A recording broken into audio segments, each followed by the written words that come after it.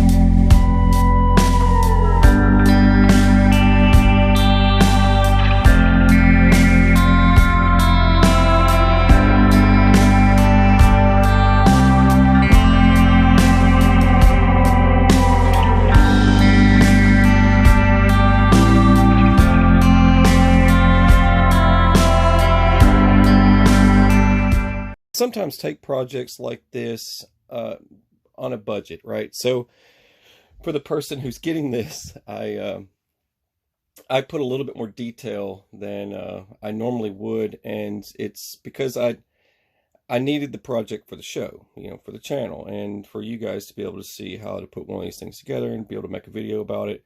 And this would be for everyone else.